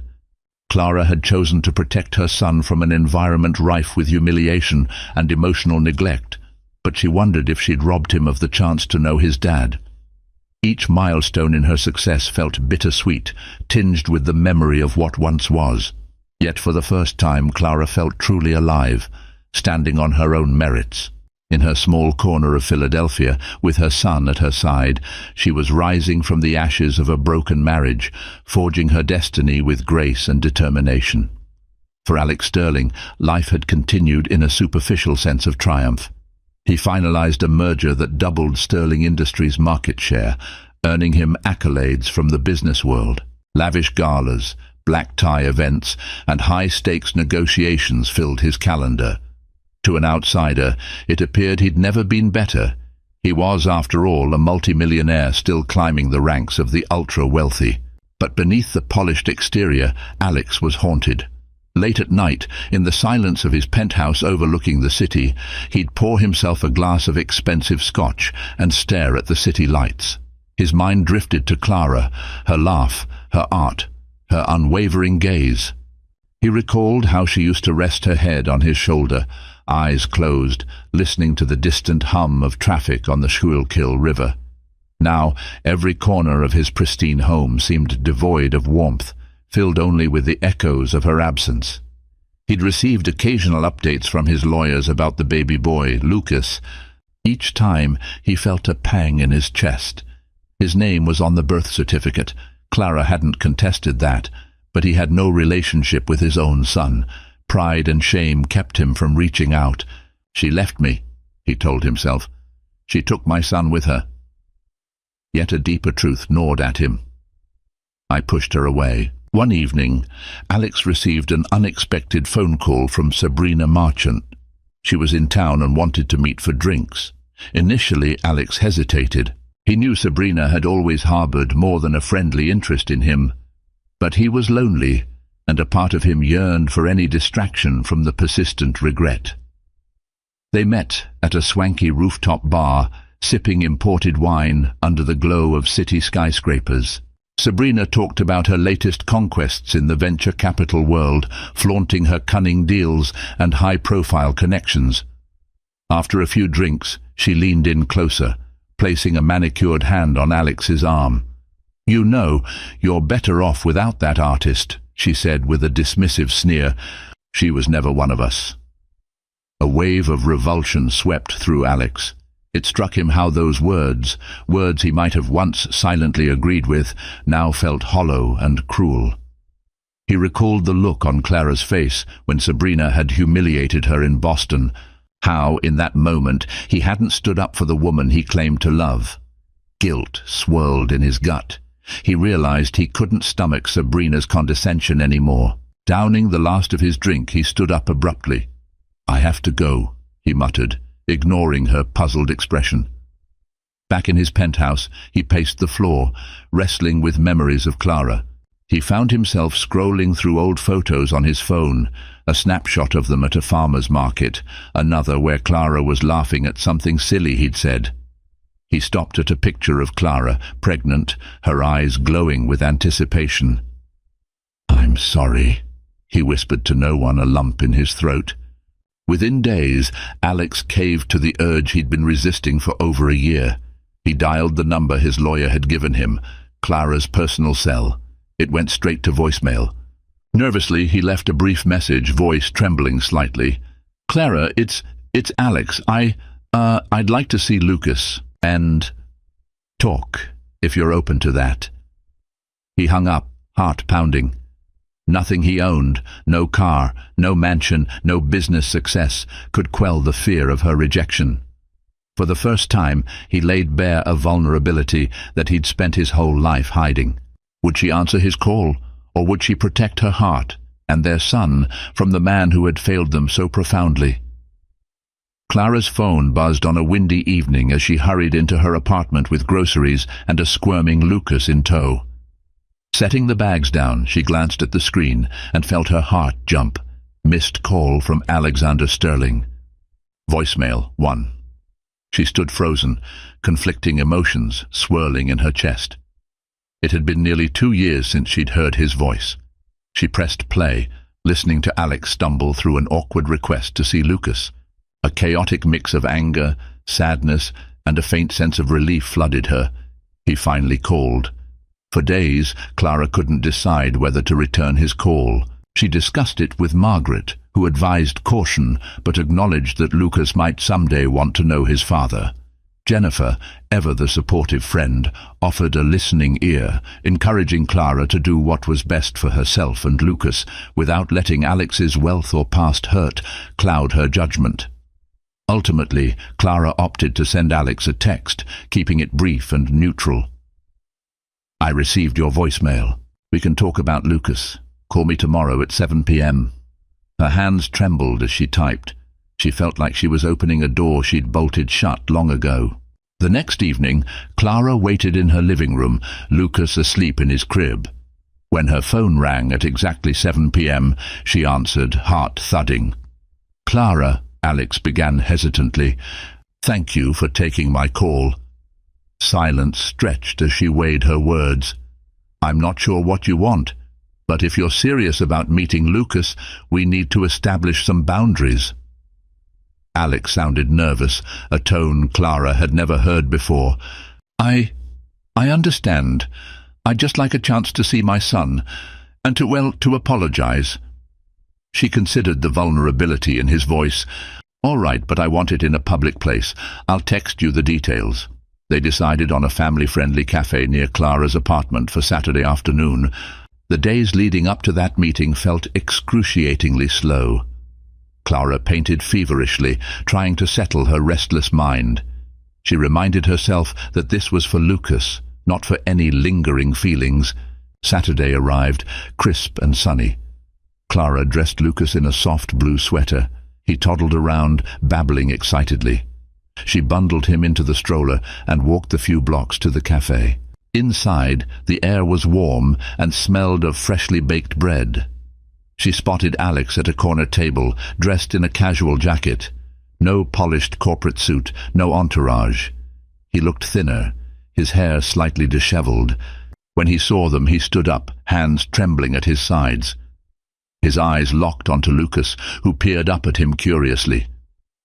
Clara felt a pang in her chest when she noticed the glimmer of emotion in Alex's eyes, an unspoken regret and longing. "Hi," Clara said, her voice barely above a whisper. Alex knelt down, meeting Lucas at eye level. "Hello, Lucas," he said gently. Lucas clung to Clara's leg, but stared at Alex with wide eyes. After a moment, Alex smiled tentatively, and to Clara's surprise, Lucas giggled. A wave of relief washed over Alex's face, as though he'd been granted permission to feel something he'd denied himself for too long. Thus began the first step toward an uncertain future. Their paths had collided once again, not as husband and wife, but as two people bound by a child, each carrying wounds that had yet to heal. The meeting at the cafe lasted over an hour. Clara sipped tea while Lucas, sitting in a high chair, snacked on crackers. Across the table, Alex's gaze shifted between his son and the woman he once called his wife. He tried to make small talk about Lucas's milestones, faltering in the face of Clara's guarded demeanor. Eventually, Clara found the courage to be direct. "Why now, Alex?" she asked, her voice steady but laced with vulnerability. You ignored us when I was pregnant, during Lucas's birth, his first steps. Why reach out now? Alex swallowed hard. I've thought about calling you every day. I was too ashamed and too stubborn. He rubbed the bridge of his nose. I handled everything poorly, Clara. I know I can't change the past, but I want to be a part of Lucas's life, if you'll let me. She studied him, trying to decipher whether his remorse was genuine or just another flash of guilt that would fade. Alex's eyes were rimmed with exhaustion, and his usual confidence seemed replaced by an almost childlike anxiety. For a moment, Clara remembered the Alex she first fell in love with, the one who wasn't afraid to kneel on a university courtyard to pick up her scattered sketches. You have to understand, she began, voice trembling with pent-up hurt. I tried to fit into your world. I tried to be the person you wanted me to be, but all I got was humiliation, and you just stood there, or worse, you joined in. She felt tears prick her eyes, but she fought them back, not wanting to break down in a public place. I left to protect myself and Lucas. I won't expose him to that kind of environment where we're never good enough. Alex nodded, remorse evident. I can't take back the things I said or did, but I've cut ties with people like Sabrina. I've been re-evaluating everything in my life. The bigger the empire I built, the emptier I felt. He glanced at Lucas, who was now trying to shove a cracker into his mouth with clumsy toddler hands. Meeting him. It's like seeing the part of me that could still be good. For a brief moment, time stood still. Clara recognized genuine regret, the kind that shifts a person from the inside out. Still, her trust in him was broken. She refused to make any immediate promises. I'll think about letting you see Lucas more, she said, her voice measured. But let's keep it slow. Visits in public places, no overnight stays yet. And if at any point I feel Lucas's well-being is compromised, I'll end it. Alex's shoulders sagged in relief. Thank you, he breathed. They agreed to meet again. Clara packed up Lucas, who waved bye-bye in his toddler way. As she pushed the stroller out of the cafe, she felt an odd mixture of turmoil and cautious hope. She had confronted the man who had once broken her heart and left her carrying both a child and the weight of his disregard. Whether he could mend those wounds was uncertain, but for Lucas's sake, she was willing to try. In the following weeks, Alex slowly integrated himself into Lucas's life. The visits were sporadic at first. An hour at the park on a Saturday afternoon, or a quick lunch at a child-friendly restaurant. Clara watched him from a careful distance, observing how he interacted with their son. To her cautious surprise, Alex displayed genuine care. He pushed Lucas on the swing set, helped him learn new words by pointing at objects, tree, dog, sky, and even seemed entranced by Lucas's smallest gestures. The old arrogance that once defined him was largely absent. In its place was an awkwardness reminiscent of someone trying to make amends. Yet the road was anything but smooth. One afternoon, Alex appeared with a pricey remote-controlled car for Lucas. Clara immediately bristled. She pulled Alex aside. He's two, Alex. He doesn't need something so extravagant, she said in a hushed, tense voice. Alex looked confused and slightly hurt. I just wanted to give him a nice gift. Clara sighed, trying to calm her frustration. He's a toddler. He values time and attention more than expensive gifts. Don't try to buy his affection. Alex's jaw tightened, but he nodded, placing the toy car aside. Clara recognized the tension in his expression. He was so used to solving problems with money. Part of her pitied him for not knowing another way. Slowly, she began to see that it wasn't just about Lucas. Alex was trying to learn to be a different man, and sometimes old habits died hard. Outside of these visits, Clara's life remained busy. Her artwork was gaining more recognition, and she juggled teaching at the community center with raising Lucas. Margaret visited often to babysit, giving Clara time to travel for potential gallery shows. On some nights, when Lucas was asleep, Clara would stare at her phone, half expecting a text from Alex. Though they spoke frequently about logistics, they never once delved into their relationship. Inevitably, the moment came when Alex asked, "Can I take Lucas to my place for a day?" He mentioned he'd baby-proofed his penthouse, ensuring every sharp corner and electrical outlet was secured. Clara hesitated. The idea of Lucas in the environment that had once suffocated her brought back painful memories, but she also sensed that keeping Lucas away forever wasn't fair to either of them. "All right," she said slowly, "but just for the afternoon, and I want to come with him the first time to make sure everything's okay." The day they visited Alex's penthouse, Clara felt a swirl of emotions. The modern decor, the floor-to-ceiling windows overlooking the city, everything was painfully familiar and yet distant. She remembered countless nights here, feeling invisible, overshadowed by Alex's social circle. But this time, no crowd of wealthy friends awaited her. Instead, it was just Alex, who had a nervous energy about him as he greeted Lucas. She walked through the rooms, verifying that indeed the sharp corners were padded, the electrical sockets covered.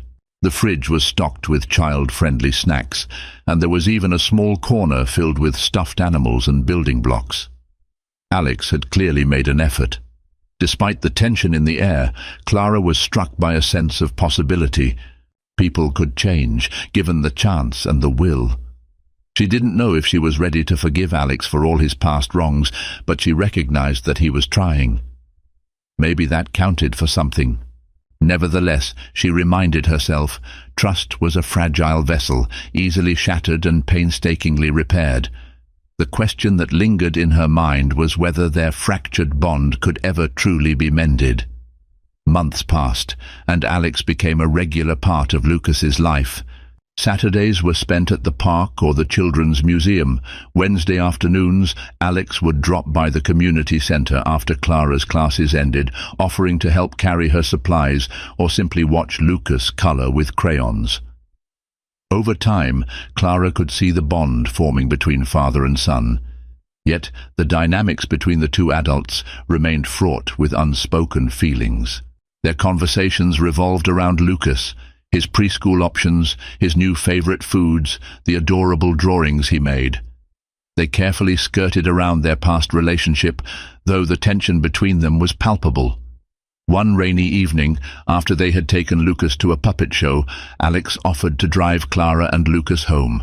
Lucas dozed off in the back seat, lulled by the patter of raindrops on the window. As Alex pulled up in front of Clara's building, he hesitated. "Could I come up for a minute? I'd like to help put Lucas to bed, if that's okay." Clara bit her lip, torn. She finally nodded. "All right, but just for a minute." Inside, Alex gently carried Lucas to his small bedroom, tucking him into his toddler bed. He paused, gazing at the child's serene face.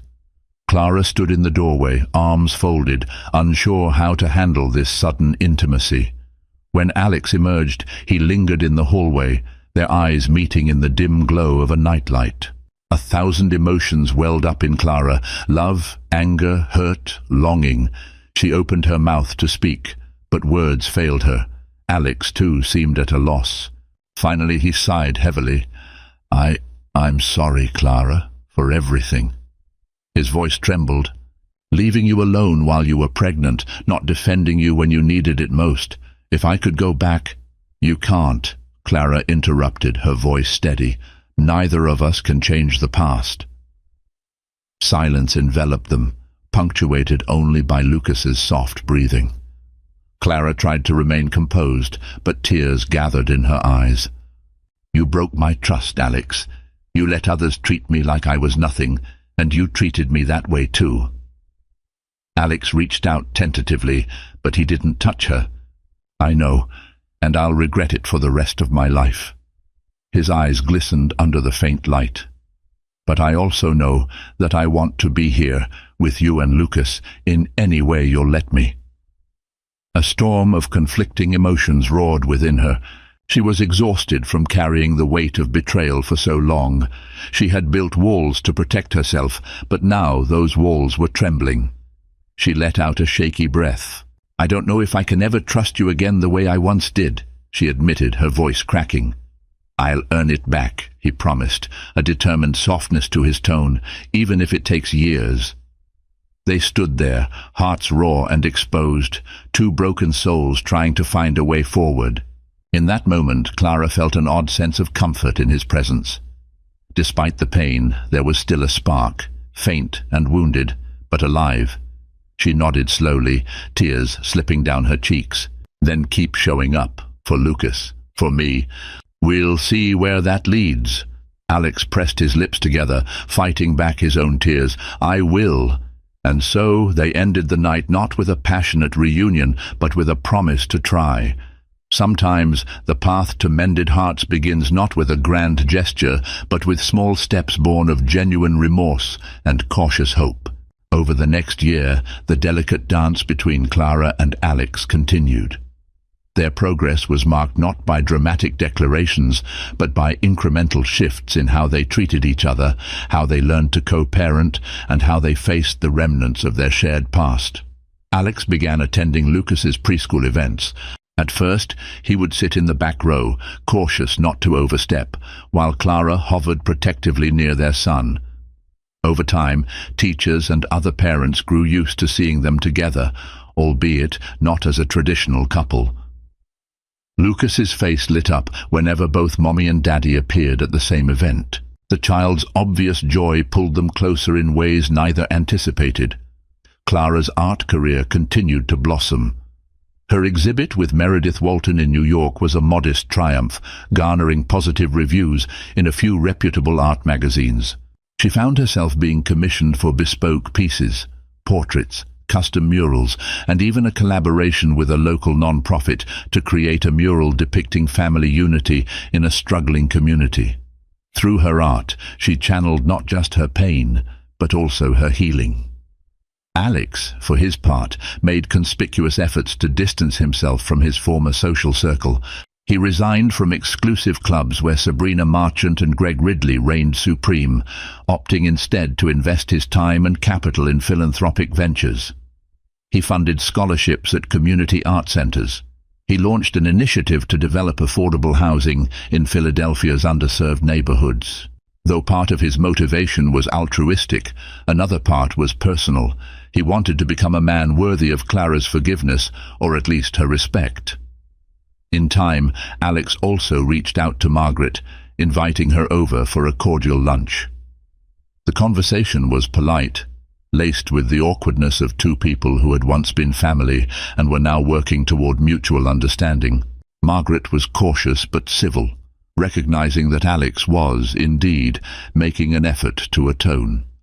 An unexpected twist came when Clara was invited to showcase her work at a high-end art festival. The venue, a sprawling estate in Napa Valley, a location that stirred memories of her ill-fated wedding. When she hesitated to accept, Meredith Walton encouraged her to embrace the opportunity. "Your art deserves that stage, Clara. Don't let old wounds rob you of new victories." After weighing her options, Clara agreed, deciding that facing her painful memories might help her move forward.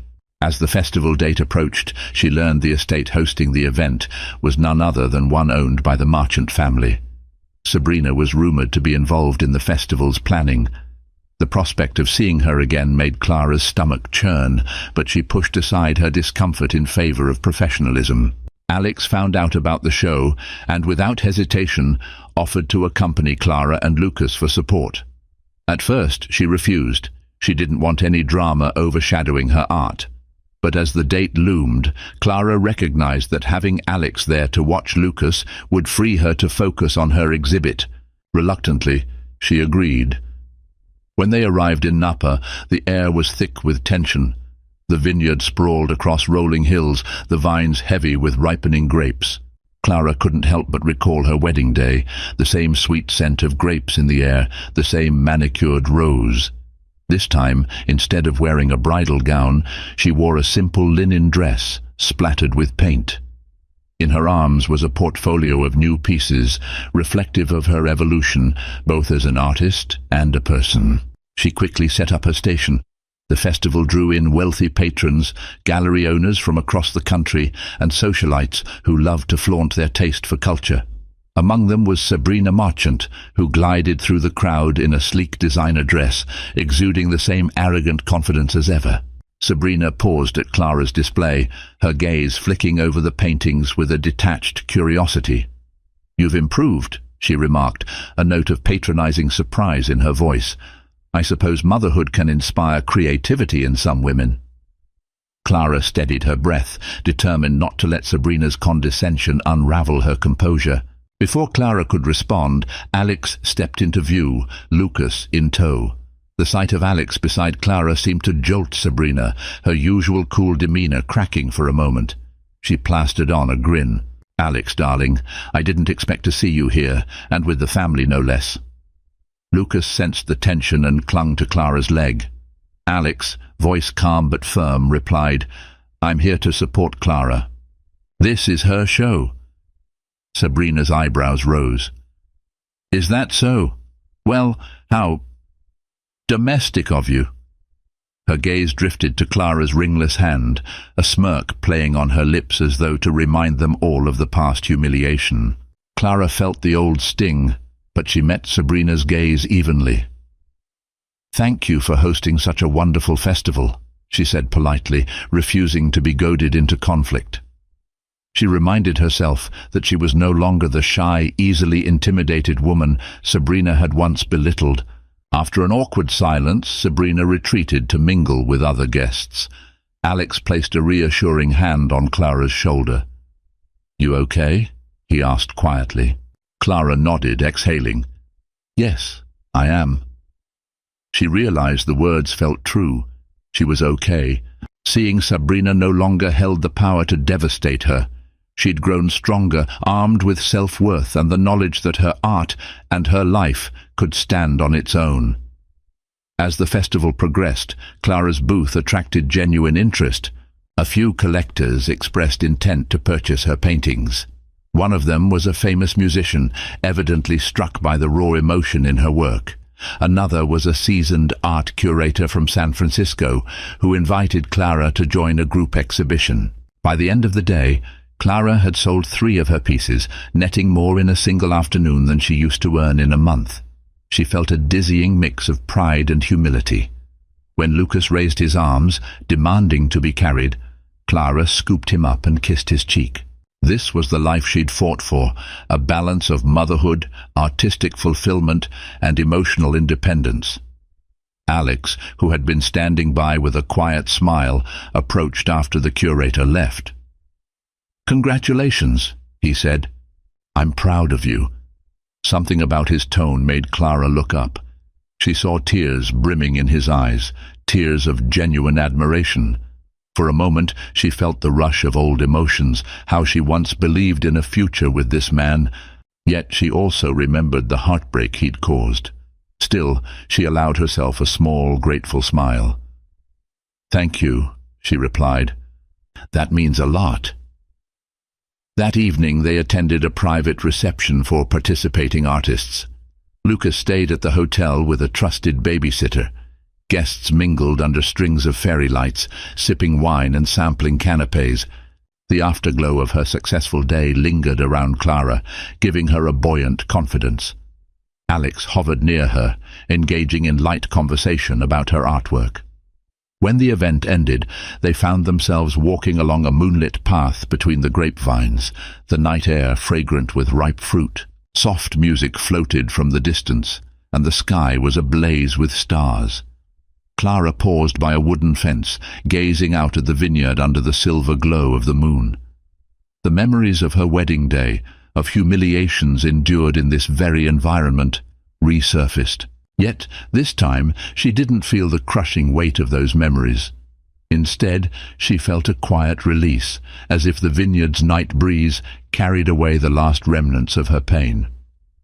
Alex stood beside her, hands in his pockets. "I've been thinking," he said softly, "about how much has changed since we were here last. How much I've changed." She turned to him, Caught off guard by his earnestness, he continued, voice tremulous. "I was so blind, Clara. Obsessed with proving myself, with living up to my father's expectations. I didn't realize I was stomping on the very love that gave my life meaning." Clara's throat tightened. "We both made choices," she said, her voice steady but laced with emotion. "I'm grateful for Lucas, but the pain we went through, sometimes it still feels so fresh." Alex nodded. "I know it's not something we can just forget, but I want you to know that I'm willing to spend the rest of my life making amends, if that's what it takes." Silence enveloped them, punctuated by the quiet hum of insects in the vineyard. Slowly, tentatively, Alex reached for Clara's hand. She didn't pull away. The warmth of his touch sent a cascade of emotions through her: regret, longing, affection, and an ever-present caution. She looked down at their hands, remembering how once upon a time their fingers entwined so naturally. "I don't know if we can ever go back to how we were," she whispered, tears threatening to spill. "I'm not asking to go back," Alex said. "I want to move forward, start anew, if we can. Even if it's just as co-parents who respect each other. But if there's a chance, even the slightest possibility, that we can rebuild something, I want that chance." Clara let out a shaky breath. "I'm scared. Our history it's messy." He nodded, eyes glimmering. "I'm scared too, but it's a good kind of fear, like stepping onto a stage to perform something meaningful." She closed her eyes, letting the moment sink in. The memory of his earlier betrayals was still there, but so was this raw, honest version of Alex, who had spent the past year proving that he could be better. She had seen him cradle Lucas with care, volunteer at the community centre, support her art career without overshadowing it, apologize to Margaret, actions that spoke louder than any words. When she opened her eyes, she found him watching her, breath held. She gave the faintest nod, exhaling softly. "Let's see where this goes, one step at a time." A tear slipped down Alex's cheek and he gently brushed it away, a soft laugh escaping his lips.